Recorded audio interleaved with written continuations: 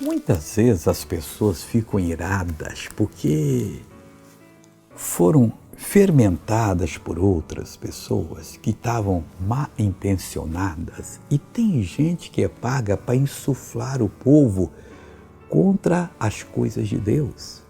E aqui em João 7, versículo 24, Jesus diz o seguinte: não julgueis segundo a aparência, mas julgai segundo a reta justiça. O que ele queria falar?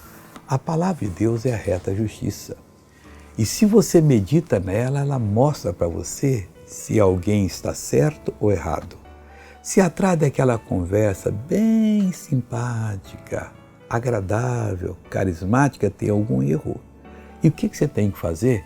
Ficar com a reta justiça. Aí se você sentir de Deus algo, você olha, eu não quero isso. Mas por favor, todo mundo está querendo. Eu não quero, saia fora, porque Deus falou com você. E aí está a benção. Veja essa pessoa que foi abençoada, eu já volto em nome de Jesus. Muita dor na coluna, joelho. O que você não podia fazer, Raimundo? Um monte de coisa.